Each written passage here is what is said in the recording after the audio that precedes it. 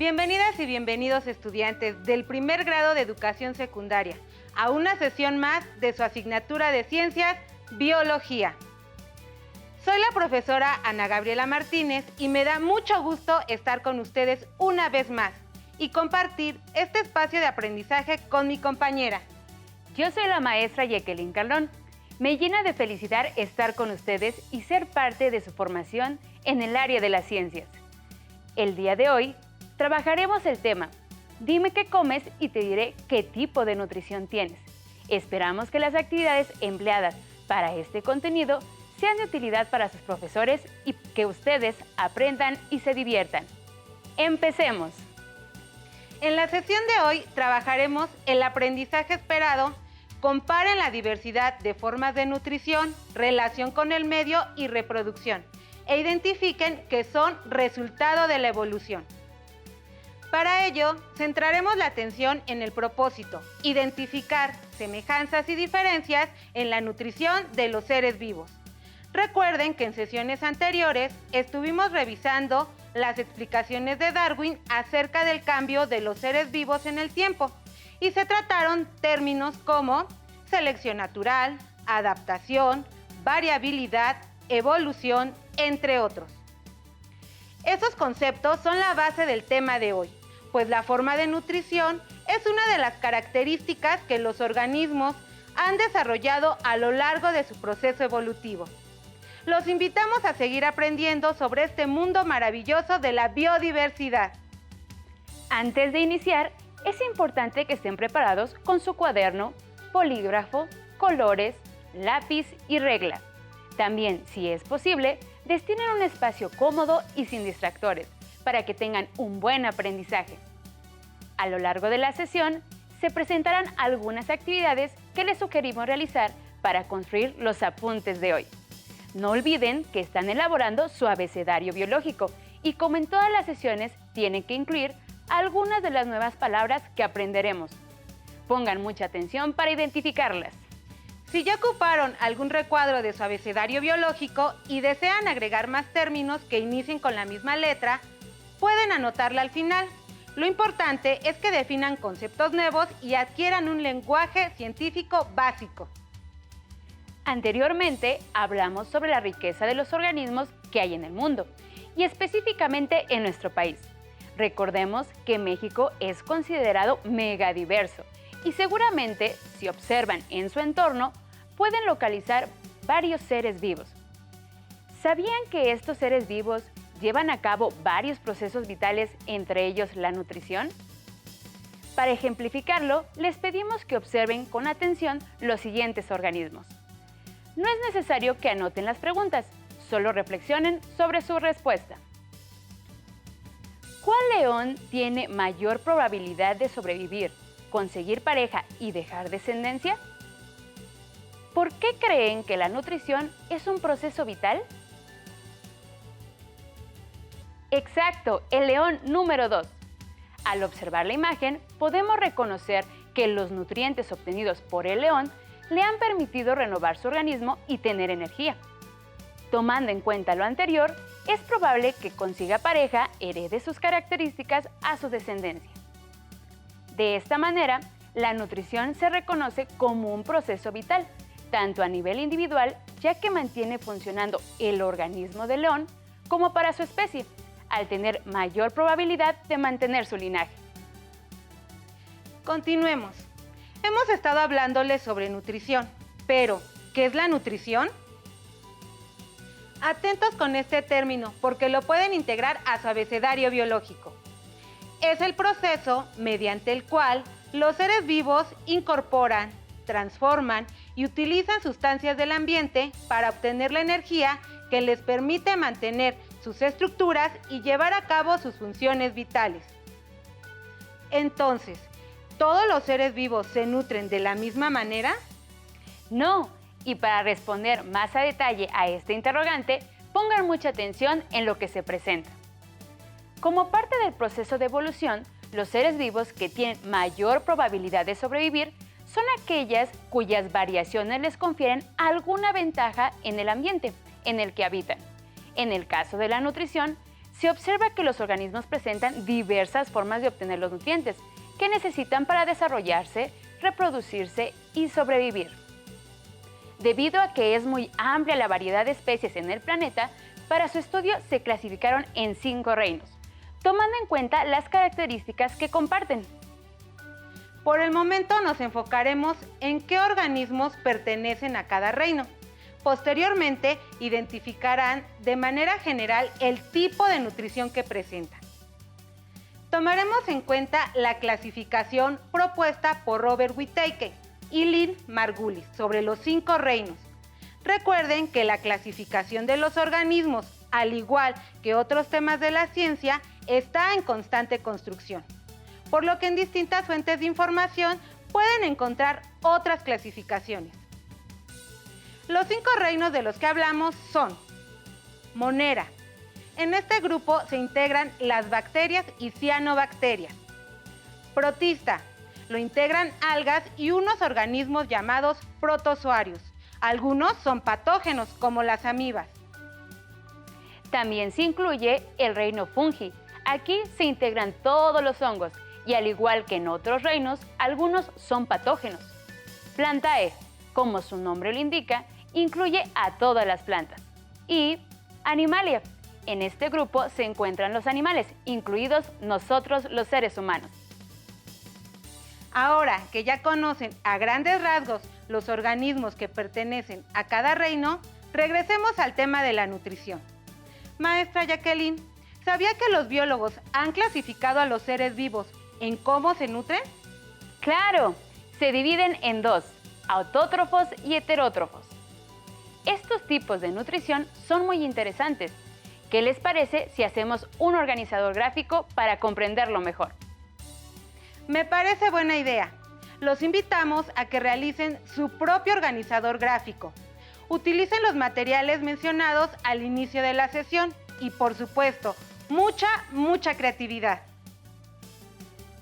En la nutrición autótrofa, los organismos producen su propio alimento a partir de sustancias inorgánicas. Por ello, son considerados los productores de la tierra. Esto significa que son la fuente de alimento que sustenta al resto de los seres vivos. ¡Qué interesante! Para ello, lo hacen a partir de 2 procesos, la fotosíntesis y la quimiosíntesis. Por medio de la fotosíntesis, algunas bacterias, las plantas y varios tipos de protistas utilizan la energía luminosa que proviene del sol. Dicha energía se capta por medio de un pigmento llamado clorofila, que les da el color verde. Con la energía del sol, el dióxido de carbono y el agua que obtienen del medio ambiente, producen la glucosa y otros nutrientes que son importantes para realizar sus funciones. Además, arrojan a la atmósfera el oxígeno que necesitamos para respirar. Una duda, ¿qué pasa si producen más glucosa de la que necesitan? Buena pregunta. La que no se utilice se almacenará en la célula. Por ejemplo, las plantas lo hacen en las raíces, los tallos, hojas y frutos, los cuales, al ser consumidos por otros organismos, les aportarán la energía química que requieren para sus propias funciones vitales. De esta manera, se forman las cadenas alimentarias, tema que se trabajará más adelante con mayor profundidad. Perfecto. Entonces, todos estamos relacionados. Comprendido esto, es momento de enfocarnos en la quimiosíntesis, que es una adaptación fisiológica que presentan los organismos llamados quimiautótrofos, como algunas bacterias, que también utilizan el dióxido de carbono. Estos, a diferencia de los fotosintéticos, al no tener luz solar, utilizan la energía de compuestos inorgánicos, entre los que se encuentran los gases de azufre y de nitrógeno, liberados en los suelos marinos y que son tóxicos para otros organismos. Maestra Jacqueline, regresando a la fotosíntesis, mencionó que en este proceso interviene un pigmento llamado clorofila. Así es, maestra Gabriela. Yo conozco un proceso para extraerlo de las plantas. ¿Qué le parece si hacemos una práctica de laboratorio para observar los pigmentos fotosintéticos? Sí, profesora, también lo conozco. Vamos a realizarlo. Perfecto. El proceso se llama cromatografía de pigmentos fotosintéticos. La cromatografía es un procedimiento químico en el que se separa una mezcla en sus componentes individuales. En este caso, separaremos la clorofila, que como vimos anteriormente, es indispensable para que se lleve a cabo la fotosíntesis. Los materiales son muy fáciles de conseguir. Por ello, los invitamos a poner mucha atención para poder replicar el experimento cuando regresemos a la escuela, con el apoyo de su profesora o profesor y compañeros. Para el experimento vamos a necesitar los siguientes materiales. Un mortero con pistilo o un recipiente sólido, unas tijeras, un vaso de precipitado o vaso de vidrio, un matraz Erlenmeyer, un embudo, una caja de Petri o un platito, un colador, 5 hojas de espinaca, 50 mililitros de alcohol, 2 tiras de papel filtro, puede ser de cafetera, y papel absorbente o servilleta.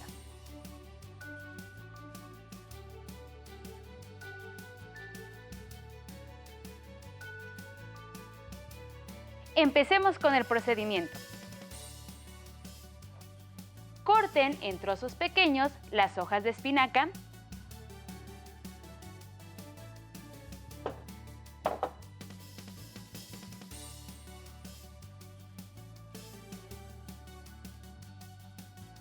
Y posteriormente colóquelas en el mortero o en un recipiente sólido como este.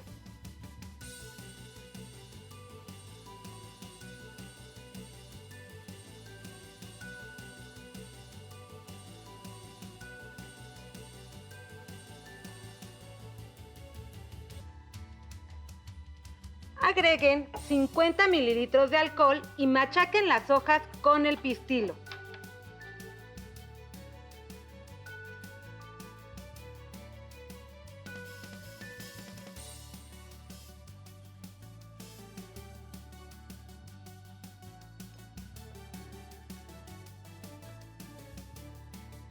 El alcohol ayudará a extraer los pigmentos de la hoja.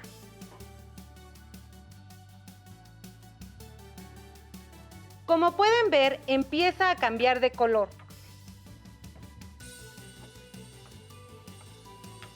Esto llevará algunos minutos y al final les debe quedar de esta manera.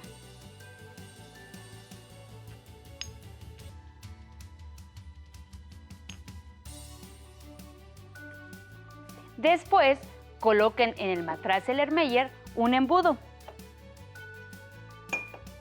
Dentro del embudo acomoden el papel filtro.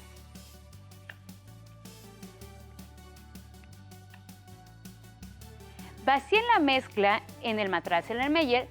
Utilicen el colador para que los trozos grandes de las hojas de espinaca no pasen al recipiente.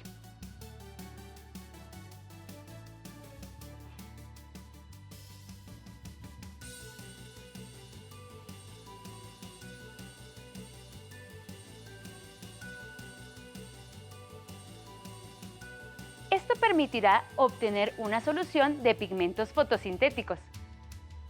Ahora coloquen la solución obtenida en una caja de Petri.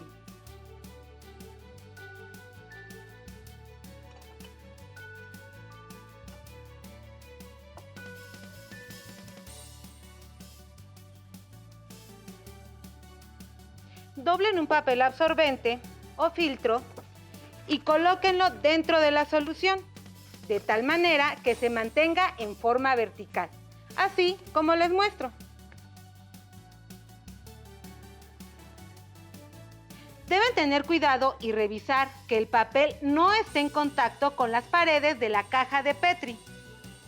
Vamos a dejarlo unos 15 minutos y al terminar el tiempo sacaremos el papel filtro de la solución y lo dejaremos secar.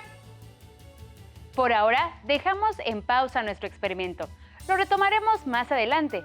Mientras termina su proceso, sigamos con nuestro organizador gráfico. El segundo tipo de nutrición es la heterótrofa. Aquí, los organismos son incapaces de producir sus propios alimentos, por lo que se nutren de otros, ya sea animales, plantas o cadáveres. Al consumirlos, obtienen la energía química que requieren para vivir. Los principales ejemplos de este grupo son herbívoros, o también llamados consumidores primarios. Son aquellos animales que se alimentan de plantas o algas. Por ejemplo, vacas, caballos o conejos. Carnívoros o consumidores secundarios. Obtienen sus nutrientes de la carne, como los perros, gatos o águilas. Omnívoros. Estos organismos se nutren de toda clase de alimentos. Consumen tanto animales como plantas. Ejemplo de ellos son los cerdos, osos, tortugas y los seres humanos. Saprófitos. Consumen restos de especies en estado de descomposición. Algunos organismos que llevan a cabo esta forma de nutrición son cierto tipo de bacterias y hongos, y su función es muy importante porque regresan a la atmósfera, el suelo y el agua la materia orgánica de los desechos de las especies. Ahora que hemos revisado los tipos de heterótrofos, vamos a hacer la siguiente actividad de repaso, llamada Adivina la palabra. Para esta actividad les pedimos que escuchen atentamente 3 características de algunos organismos y adivinen de quién se trata. Una vez que los identifiquen, tienen que reflexionar sobre el tipo de nutrición heterótrofa que presentan. ¿Listos? Comencemos con la primera especie. Es uno de los organismos terrestres más grandes. Tiene una trompa larga que le ayuda a alimentarse. Posee orejas muy grandes. ¿Saben qué organismo es y qué tipo de nutrición presenta? Correcto, el elefante, y es herbívoro. Segunda especie. No tiene glándulas sudoríparas y para refrescarse se revuelca en el lodo. Tiene un cuerpo robusto y pesado. Es un mamífero domesticado. ¿De quién se trata y qué tipo de heterótrofo es? Así es, del cerdo, quien se caracteriza por ser omnívoro, ya que se alimenta de semillas, desechos orgánicos y carne. Tercera especie. Tiene cuerpo delgado y alargado. Se puede camuflar entre las plantas y, normalmente, la postura de sus patas delanteras se mantienen recogidas como si estuviera rezando. Con la tercera pista, estoy segura de que acertaron. ¿De quién estamos hablando? ¡Excelente! Se trata de la mantis religiosa o también conocida como campamocha y es un insecto carnívoro. Algo espeluznante. En ocasiones, tras el apareamiento, se come al macho. Cuarta especie. A simple vista parece que no se mueven. Algunos pueden ser comestibles, en cambio otros son venenosos. En ocasiones, las confunden con plantas. ¿Saben de qué organismo hablamos y cómo se nutre? Acertaron. Hablamos de los hongos y algunos son saprófitos porque consumen organismos en descomposición. Antes de continuar, vamos a ver los resultados de nuestro experimento. Como pueden observar, la solución fue absorbida por el papel y quedaron líneas de varios colores. Sorprendente, ¿verdad? En la cromatografía podemos reconocer que son varios pigmentos los que se marcaron. Vamos a revisarlos.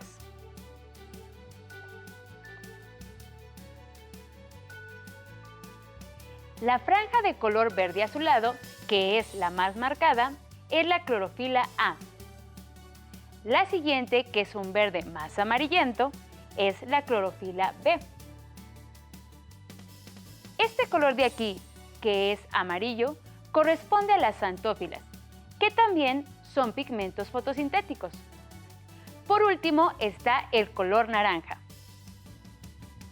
que es un pigmento fotosintético de los carotenos, igual que las xantófilas. Si notan, entre estos pigmentos encontramos a la clorofila, que les da el color verde a las plantas y, como mencionamos anteriormente, es fundamental para absorber la energía luminosa en el proceso fotosintético, con el que elaboran la glucosa y el oxígeno. Estamos frente a las sustancias que hacen posible la vida. ¡Increíble! Para terminar, los invitamos a investigar y contestar las siguientes preguntas. ¿Por qué son importantes estos pigmentos para las plantas? ¿Qué pigmentos son los más abundantes? Bien, como se han dado cuenta, la nutrición de los seres vivos es diversa, porque los organismos se adaptan al entorno en el que se desenvuelven. Es momento de comparar semejanzas y diferencias de los tipos de nutrición. Para poder identificarlas con más detalle, completemos el siguiente cuadro comparativo. Para ello, los invitamos a trazar una tabla con 3 columnas y 6 filas. Anoten los datos como se muestra en la imagen. Para completar la información de la tabla, recuerden lo que trabajamos anteriormente. Comencemos con los autótrofos. No olviden llenar la segunda columna de la tabla con la información presentada. ¿Cómo obtienen sus nutrientes los autótrofos? En este tipo de nutrición, los organismos producen su propio alimento por medio de la fotosíntesis o quimiosíntesis. ¿Cómo se nutren? Los fotosintéticos absorben luz solar, dióxido de carbono y agua y producen una molécula llamada glucosa y oxígeno. En el caso de los quimiosintéticos, estos se nutren de materia inorgánica como compuestos de azufre y nitrógeno. ¿Qué nivel ocupan en la cadena alimentaria? Son los productores. ¿Qué tipo de energía utilizan? Lumínica y química. Organismos que presentan este tipo de nutrición son los que se ubican en los reinos Monera, Protista y Plantae. Continuamos ahora con los heterótrofos. Los datos se anotarán en la tercera columna. ¿Cómo obtienen sus nutrientes? Son incapaces de producir su propio alimento y por lo tanto necesitan consumir a otros organismos de la cadena alimentaria. ¿Cómo se nutren? De otros organismos para obtener nutrientes y energía. Algunos pueden ser herbívoros, carnívoros, omnívoros o saprófitos. ¿Qué nivel ocupan en la cadena alimentaria? Consumidor primario, consumidor secundario, terciario y descomponedores. ¿Qué tipo de energía utilizan? Energía química. Los organismos que presentan este tipo de nutrición se ubican en los reinos Monera, Protista, Fungi, Plantae y Animalia. Para revisar si han comprendido cuáles son autótrofos y cuáles heterótrofos, observen con detenimiento la siguiente imagen e identifiquen las especies. Reflexionen sobre el tipo de nutrición que presentan. ¿Pudieron identificar a todas las especies? ¿Cuáles son autótrofas? ¿Cuáles son heterótrofas? Exacto, en la imagen se observan 2 autótrofos, el árbol y las algas. Y el resto son heterótrofos, como el tigre, ratón, jirafa y los hongos. ¡Felicidades! Lo hicieron muy bien. Se nota que comprendieron el tema. Para finalizar, los seres vivos experimentan a lo largo del tiempo adaptaciones que garantizan su supervivencia en el medio ambiente, entre ellas la nutrición. La nutrición es un proceso vital de todos los seres vivos y de acuerdo con la forma en que obtienen la energía, se dividen en autótrofa y heterótrofa. Los organismos autótrofos fabrican sus propios alimentos a través de dos procesos: fotosíntesis y quimiosíntesis. En cambio, los heterótrofos dependen de otros para su nutrición y utilizan la energía química para su metabolismo. La mayor parte de los organismos autótrofos usan la clorofila para obtener la energía del sol, mientras que los heterótrofos no poseen este pigmento. Los organismos autótrofos dependen de la energía luminosa, mientras que los heterótrofos de la energía química. Todo lo que aprendieron hoy es muy importante. La nutrición es un proceso que cada organismo lleva a cabo de diferente forma. El día de hoy trabajamos varios términos que pueden integrar a su abecedario biológico. ¿Cuáles identificaron? Nosotras les sugerimos nutrición, autótrofo y heterótrofo. Para concluir con esta sesión, les presentamos el siguiente reto. Investiguen cómo se alimentan las plantas carnívoras y descubran si son autótrofas o heterótrofas. Elaboren una infografía o un organizador gráfico con la información más relevante de estas plantas o de otras que les interesen. Pueden apoyarse de su libro de biología. Si es posible, muestren la infografía a sus compañeros y maestros. Por hoy terminamos. Les agradecemos que nos hayan acompañado en esta sesión y que además de aprender, se hayan divertido.